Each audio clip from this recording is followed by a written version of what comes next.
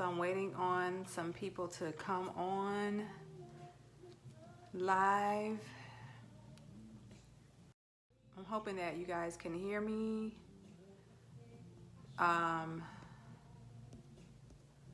Let's see.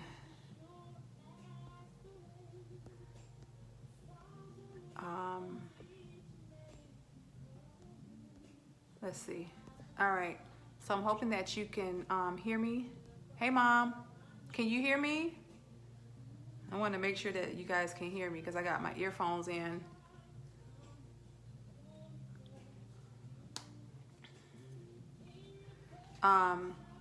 Okay, great. All right, so first I want to say that I don't own the rights to this music that's playing in the background, and y'all always know that for people that know me, I love Tori Kelly, so it's Tori Kelly playing, and I don't own the music to Tori Kelly playing in the background. Okay, so basically I'm coming on here today. I'm doing another check-in with moms. I am just checking in to see how moms are doing, to see how everybody's doing. This week I come on every Tuesday at noon. I come on and I do a check-in with moms.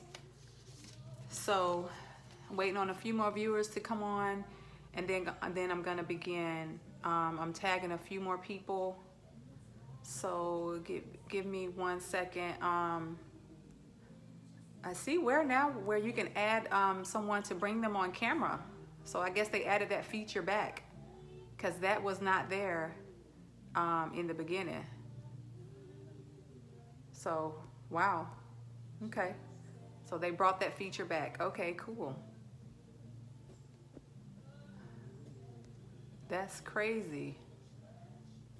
Okay, so I am inviting some people to watch. So give me a second.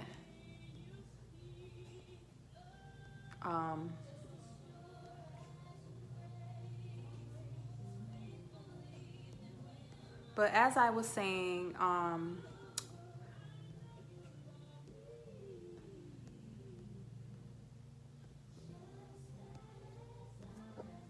I don't own the rights to this music, and I am just coming on here to do a quick check-in with moms. And I wanted to see how everybody's doing this week. How are you guys doing this week? If you guys don't mind sharing. Mom, how you doing this week?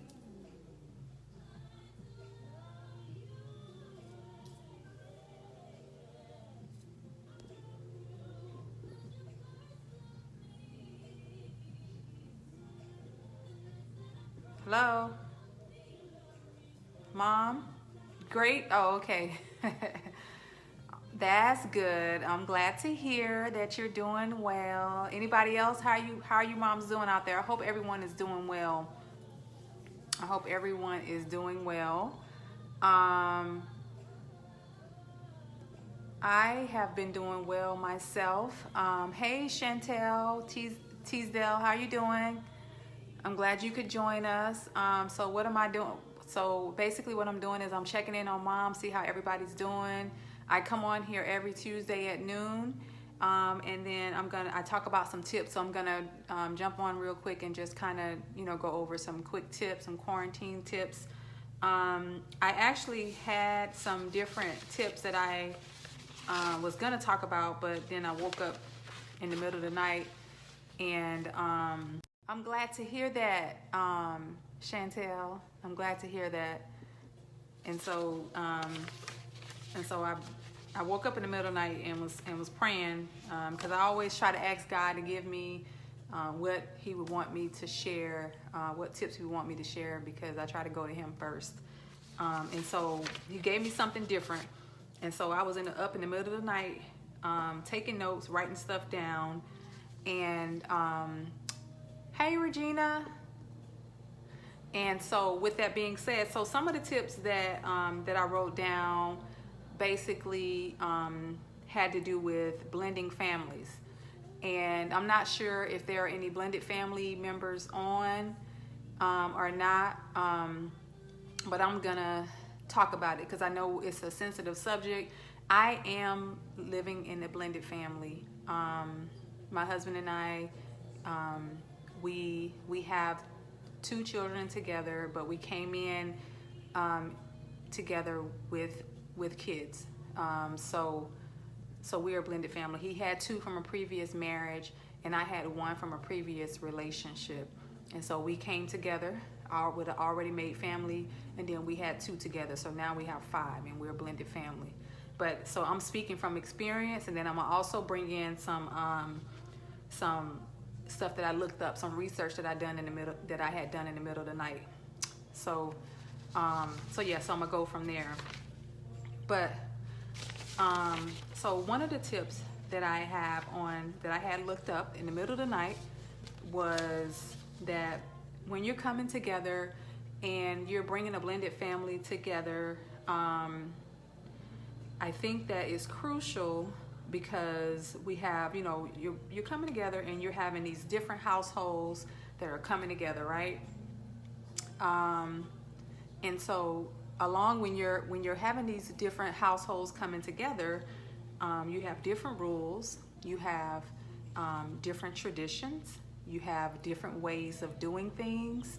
So, when me and my husband came together, he had different ways of doing things, and I had different ways of doing things because I was a single parent, and, he was previously married. I had never been married, so he's had the experience of being married. And so, we had different ways of doing things. And so we had to come together to blend and to make those things work in such a short period. Because when we got together, we came together within 3 months. So we met and got married within 3 months. So ours was a fast track thing. I'm not saying that's how it should be, but I'm just saying that's how ours went. And thank God we're still together. It's been 12 years going on 13. But another tip that I found, and this is from experience and also through my research, is that it's crucial that children, that you include the children when you're blending. Even the children that are not actually living with you. So, but unfortunately with our situation, all the kids live with us. So our blending was a little bit different in that sense, where we had, family meetings, we talked about it, and we, let them express how they felt. We talked about how we felt, we let them give their input, their insight, all that good stuff. Hey, Regina, did I say hey to her already? I think I did. Hi, Tiffany, how you doing? We're talking about blending families just to keep you up to speed. And I'm just giving some tips on, from my experience, and then some research that I did in the middle of the night, because I couldn't sleep on this, so I had to talk about it. But anyway, let me go ahead and continue. So basically what I was saying, we had our kids involved in the blending process of our families. We talked about it. Now it wasn't perfect. I'm not gonna say it was perfect. The blending was not perfect. It's hard. It's still a challenge to this day. Hey, Freedy. So you have to look at blending families as it's a continual work. It's a continued path. It's a continual path because you're always blending, because the kids grow, they evolve, they change, and you as parents, you grow, you evolve, you change. But back to what I was saying, keeping the kids involved. And so if you have kids that don't live with you, that's going to require getting the parents, the biological parents involved. And that's going to take some work too. But I think that part. Hey, Kanisha.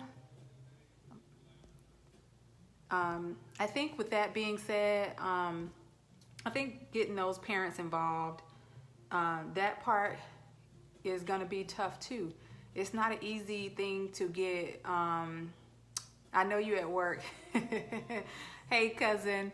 I know it's going to be tough trying to get, parents involved in regarding to trying to blend families, and that makes total sense.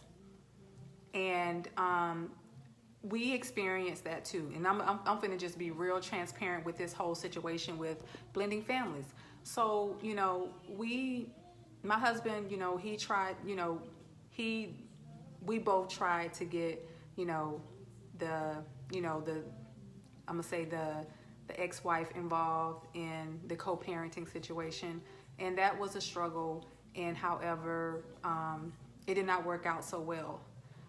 But through this quarantine time, this has given us time to think, and we may have to relook at that and try to go back and say, hey, maybe we should try to go back at this a second time and say, hey, let's try to sit down and talk about this to see how we can work this out so that we can try to work on a plan to better benefit the kiddos, because it really is about the kids. It's not about us. It's not about the parents. It's about what's best for the kids.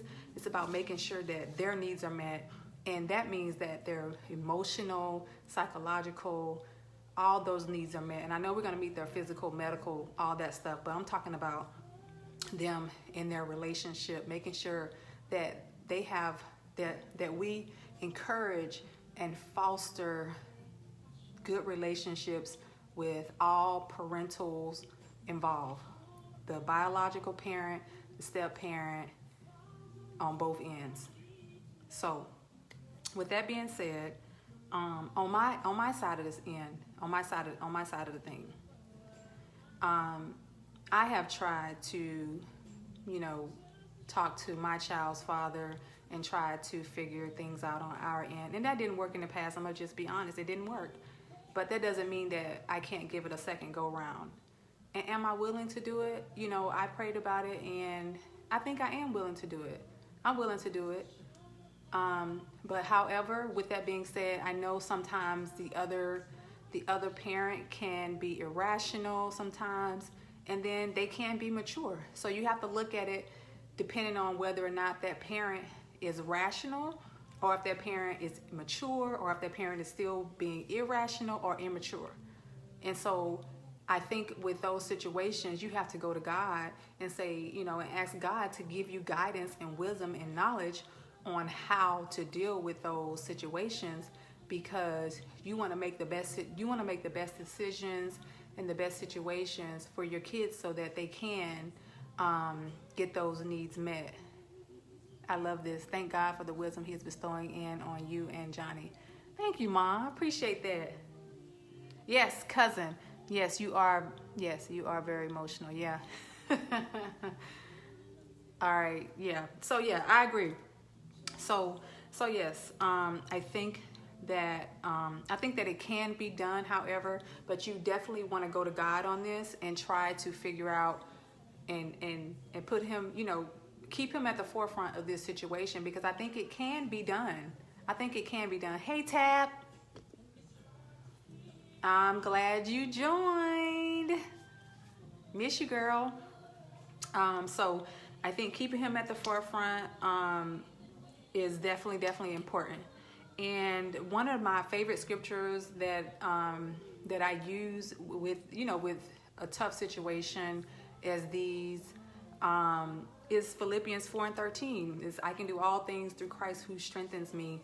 And I think in this situation, as far as with blending families, I think these are some of the times where life is short. We in a quarantine time. I mean, it's so many. It's like we're in a warfare. Like kind of what my pastor preached about on Sunday. She talked about the warfares.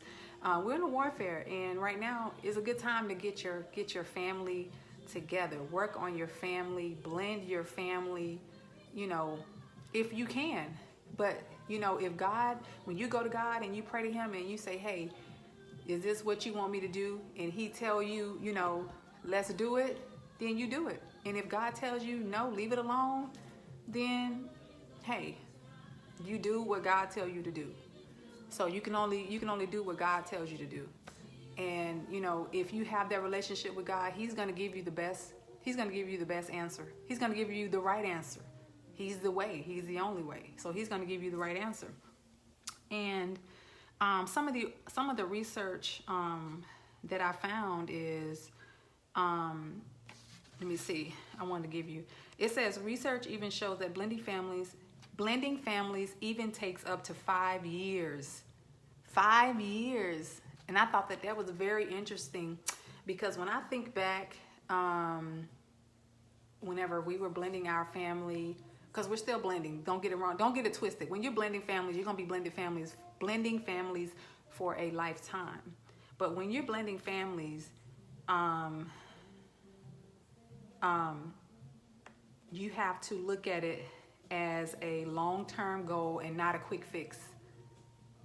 A long-term goal and not a quick fix, because it's not just something you just be like, oh, okay, we're going to put these rules in place, we're going to put these expectations in place, and then that's that. No, things change all the time, situations change.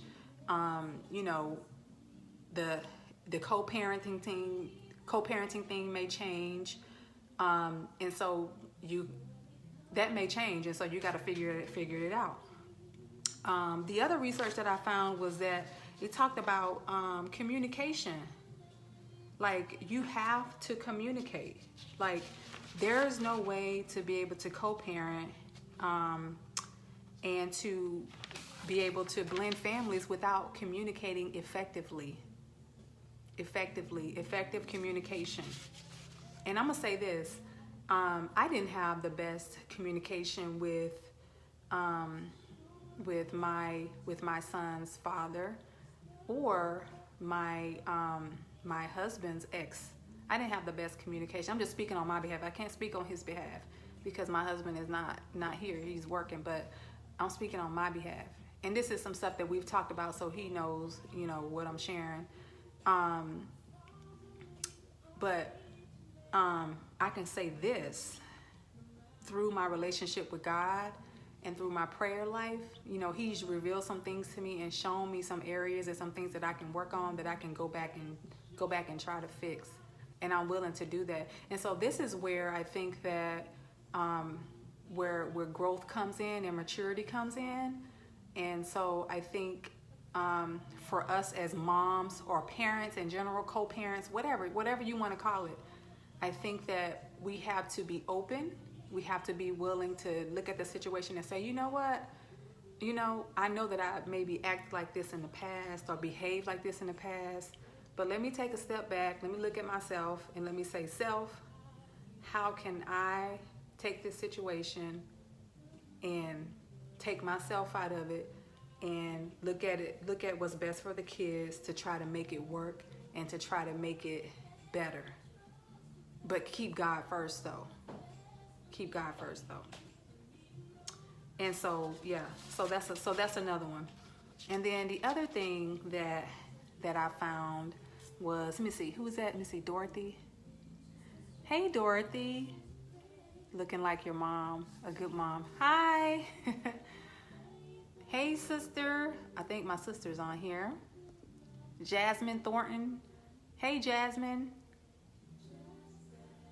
So, but anyway, like I was saying, also you have to prepare for relationship changes. So just think about it. Okay, so if you have, like, even as a step parent, if you had a positive relationship with your child, like with your child's partner in the past, like before you got married, it's gonna change when you get married because they look at you different. And I'm saying that from experience.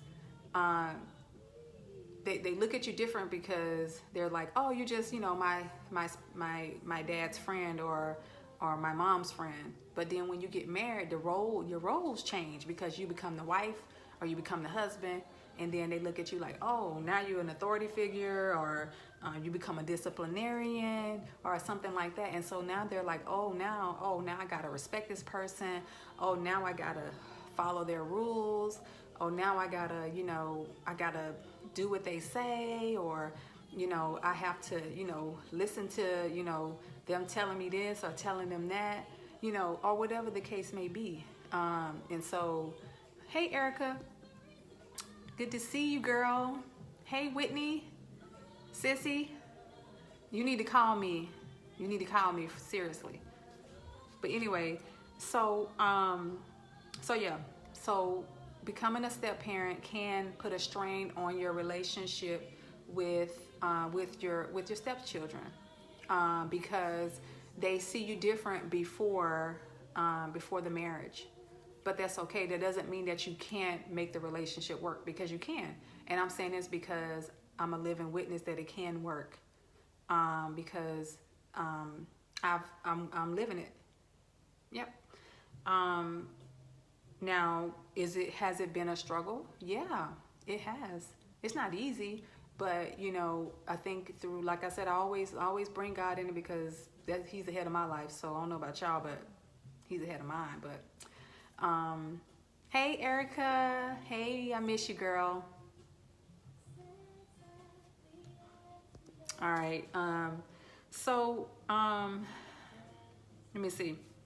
What else?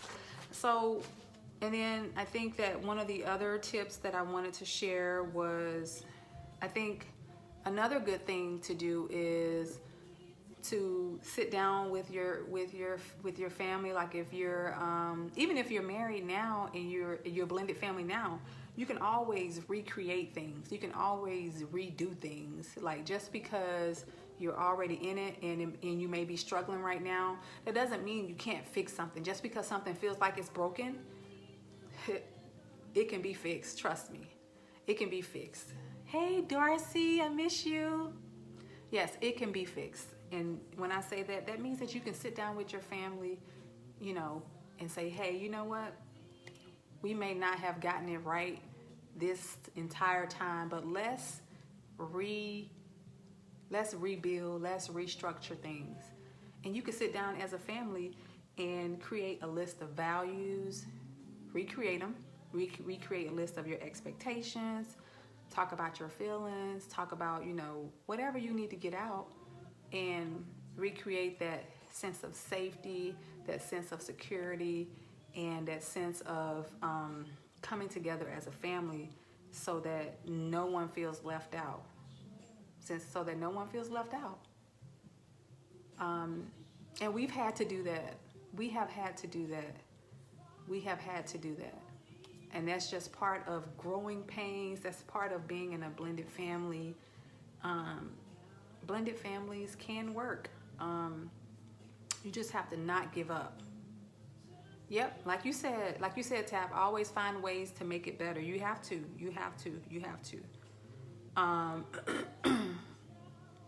Let me see what else I got. I don't want to share everything, because when I come on next week, I want to share the rest of what I have. Because, but I also wanted to share, I do want to share this one last thing that I found on the research. It said that, it says, when there is a step parent, there's often a division of time when the child or children visit the non-custodial parent. And this is true. And I'm saying this because I witnessed this. It says, try to maintain a good relationship with the other parents. And if possible, have the same strategy about like within both houses, like rules and stuff like that. And it says we should always be supportive of each other. And I'm saying that because I remember when me and my husband, when we first got married, and our kids would go visit go spend time with their parents. Hey, Angel, oh, I miss you. I haven't seen you in so long. I miss you. So yeah, I remember when they would go visit their families. Well, their families, and so their other parent, I'm gonna say. And so they would come back, and we would have to reprogram them. We would have to reprogram them. And this was every single time. It was draining. It was emotional. It was very frustrating. It was psychologically draining. Like, it was just, it was just like, sometimes it felt like, oh my God, I just want to give up, but, we always, stood as one, me and my husband, and we always stood as a united front. And I think that's what made things. I think that's what brought the kids back. That's what brought the kids back, because they knew, hey, in this house, this is how we run things. This is how we do things, and you will, fall in line and act accordingly. And so, with that being said, that's how we did things. Now, as regarding to trying to maintain a good relationship with the other parents, like I said in the beginning, that was a struggle for us, and we're still trying to foster that. But however, let me say this: we do encourage our kids to maintain that relationship with their parent. We do that now. We definitely foster that, and we make sure that they, call their parent. And then if there's a time for them to go visit, I mean, of course, the quarantine stuff, they're staying in. But outside of that, if it was available for them to visit, we would make that happen. But as far as communicating with their other parent, we definitely encourage that, and we encourage the relationship. So we don't talk bad about the other parent to the kids. Like, you definitely should never do that. That's common sense right there. That's something you shouldn't even have to even. But anyway, I just wanted to share those few things with you all, and I didn't know this, but I found out when I was doing my research, because I also do my research in the Bible too, that Jesus had a stepfather, Joseph, and so with that being said, that tells you that there was blended families from the beginning. Jesus had a stepdad. Yep. And his stepdad was Joseph. And that was in Matthew 26:38. So, but anyway, I just wanted to share those things. And yes, sister, we learned that from Mom, and she was always so positive about Dad. Yep, she sure was. We learned that. So that is definitely something we learned from Mom. Yep, she always encouraged us to have a relationship with our father. She always encouraged us to like, she never talked bad about our dad. Like, it was never like, So, yep. We had an awesome mom. We had an awesome dad too. So, yep, sure did. Great talk. Recently married, coping with blended families and having both parents on the same page. Yep. So how you handling that, Tiffany? How are you handling that? If you don't mind me asking. Or we could talk offline. That's up to you.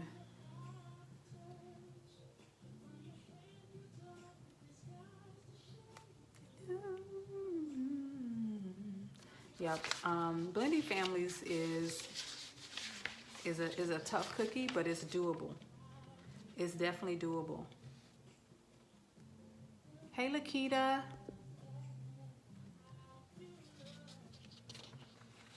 It's definitely doable.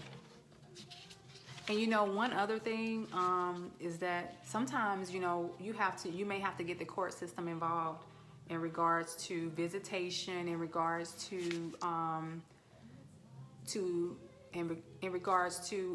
the visitation piece, phone calls, custody, anything of that nature regarding co-parenting. Because sometimes if you're not able to co-parent with a parent that's irrational, a co-parent that could potentially be violent, or a co-parent that's aggressive, or a co-parent that is, disrespectful. I'm just thinking of some things that could potentially happen. You may have to get the courts involved, and that's okay. That's okay, because then that way you got that in writing, and then that protects the other parent, and it brings safety, and it protects the kids too, because you still got to always put the kids at the forefront. and you got to have a safety mechanism in that too. So I think that's important as well. So hey Jackie, hey Nye, yeah. So yeah. So, but I wanted to share those quick things, and then like I said, I will be on here every Tuesday sharing some tips, but I'm going to continue to share the rest of the tips that I have on next Tuesday about the blended family stuff, research that I had. But honestly, oh, Tiffany did share. Okay, she said, my situation with my ex-husband is great. It's coping with my husband's ex-wife. I do a lot of praying and do a lot of praying as she is resistant to coming on board with co-parenting. Even tougher as my stepdaughter is in Texas and we are in Ohio. Yep. So my situation is okay. So Tiffany, let me ask you this: how involved is your husband with the situation? Is he trying to? Is he involved in regards to talking to the ex? Hey Jackie, Miranda, Monica. So if he's involved with talking to the ex, you might have to have him foster that relationship. You may have to have him foster that. But I mean, like I said, I would have to. Oh, he's very involved. Okay, got it. So if he's very involved, and she's resistant, you may have to give her some time. How long have y'all been? Let me see. Did you put on here how long y'all been married? You said y'all just got married. Okay, recently married. Okay. Her and I don't talk at all. I give the behind scenes advice. Okay. Yeah, that may be the best way to go. You may have to stay behind the scenes for a little bit, Tiffany, until she becomes comfortable, because she may be feeling a little bit. She may be feeling a type of way, and honestly, she probably just harboring some feelings, and she probably have not healed from the whole process. So you may have to give her some time. Sometimes some people just need some time to heal, some space, and you might have to give her a little bit of time, a little bit of space, because some people have to go through that healing process in order to be able to do this co-parenting thing. Yep. So and that may be where you have to start. And because some people are not mature with these things, and I'm not saying she's not, because I don't know her, so I can't speak on her behalf. And I don't want to, I just don't want to speak on someone's behalf and they're not here, but I don't know her. So you also have to look at people's maturity level. You have to look at, you just have to look at their tendencies, and it's just a lot of factors that go into play. So, hey Carletta, how are you? Yeah. So just I would say give it some time, Tiffany, and think, and then just, continue to talk to your husband about it, and he's very involved, so that's awesome. As long as he's very involved, I think it'll go fine. So you just gotta give her some time. Some people just need time, and then you come back at it. Because and I'm finna say this, because with my situation, I think that's what we had to do with my husband's ex-wife. I'm just saying. I think, I don't know for sure. I think that we had to give her some time, and so we're gonna go back at it and try to, foster that. But I don't know if it's gonna work. But if it doesn't work, then you can only do what you can do. So, yeah, we're going to keep prayer. We're going to keep Tiffany's family in prayer. It's going to all work out. It's going to all work out, Tiffany. Hey, Marcy. Thank you guys for sharing. Tiffany, I appreciate you so much, and I hope everything works out. But if you feel like you want to talk about it more offline, you can definitely inbox me, and we can definitely talk about it. And I think, did I see Jackie? Hey, Jackie. I don't know if I said. I think I saw Jackie on here. Yeah. But also, I just wanted to let moms know, before I go, I am having a, oh, hey, thank you, Marcy. Thank you so much. Thank you so much. Yeah, thank you so much. Yes, prayer does change things. Yes, it does. Yes, it does. And keep praying. Keep praying. I'm telling you, keep praying. Yep.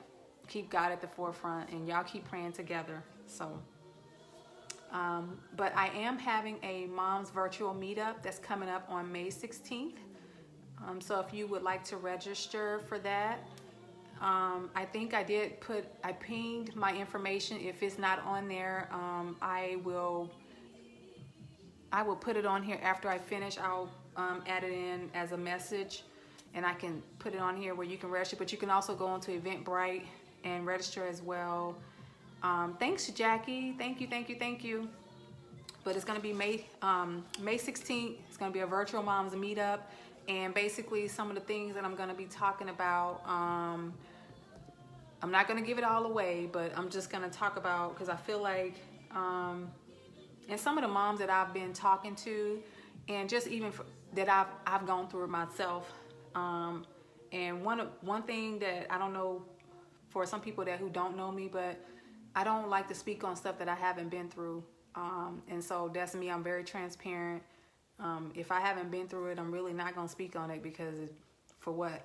It ain't gonna do nobody no good, because I don't have no knowledge on it. But if you're a mom and you feel like you've lost yourself, or been in a place where where you feel like, when you became a mom or became a parent, became whatever, you feel like you lost your way. These are some of the things that we're going to talk about in my virtual Moms meetup that's going to occur on May 16th. And I will be, I'll post the information again on my page where you can register. We're almost full, so if you're going to register, you might want to go ahead and register. I'm keeping it small, so I don't want it really big as far as people's, the group, because I want it to be intimate setting. I like in small intimate settings.